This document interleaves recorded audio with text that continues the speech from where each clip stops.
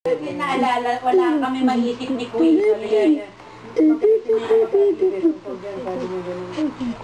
Buti pala nasabi ko, kunyari yung galit na galit niya ako sa inyo. Sabi, customer, nakita ko naman na, nakita daw niya kasi cellphone niya yung ginamit ko. Nato ang lumabas na pangalan. Tinanong niya na yan. Hindi, sa isip niya. Sa isip niya. Sabi ko, Hana, galit na daw yung customer. Sabi ko, ang customer, nakita daw niya nato yung lumabas na pangalan. Ayan, nakakainis naman kasi ito si Queenie, binigay-bigay pa yung number.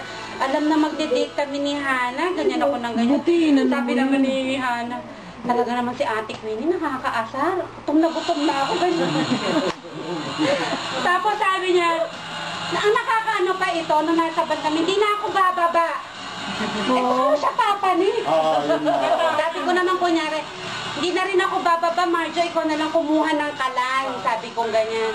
May istro ba yun? Sabi kong ganyan. Oo. Sabi niya. Oo, kasi wala na kami maisip. Nagkikindatan na kami ni Marjo ganyan.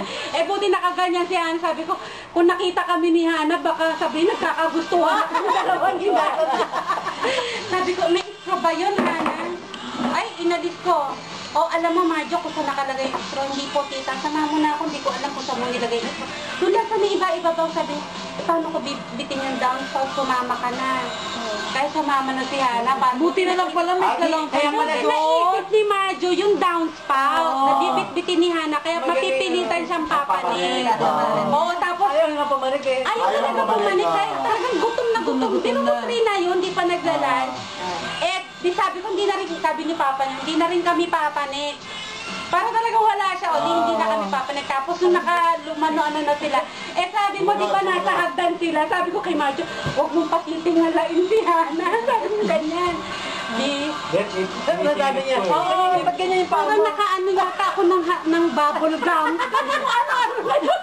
Para si Hana kititingin sa hagdan. Kasi may mga sabi ni Hana, ni Queenie, may mga nasa hagdan daw na yung iba. Oo nga pero nandun si Jumbo Sabi, nakapapak yata ako ng bubble gum. Sabi naman ng Marjo. Di nakatingin naman si Hana sa baba. Tapos di sumunod na ako, sabi naman ni Hana, kala ko di na kayo bababa. Ganyan naman si Hana. Teka, ihina ako, kaya una ako, diba? Teka, ihina ako. Sabi ba naman na, hindi mo alam yan? di kayo na kumuha ng downspout, sabi naman niyang gano'n. Ikaw na, ihina nga ako. Kaya nung pagpanik, diba, may isang lobo, pinitik na agad na ako. Kita nga sa camera eh. Ano ba itong kalat na to? Sabi niya, hindi nalaglag. Sa kanya nalaglag. Diba kaya yun ang pinantakit niya, pero naasar siya. Di pa rin niya na ano. Ano ba itong kalat na to? Ano ba itong kalat na to? Kasi umano sa mukha niya. Ayan na. Tapos ako na yung ano nakita ka na nagbibideo, ayun nga. Ano sabi mo, Hana? Ano sabi mo? Wala, hindi sasalita siya. Ay, surprise! Ay, di naka-agad siya. Narinig niya yung surprise. Kala niya tayo lang eh. Kala niya, kasi sila nasa kwarto eh.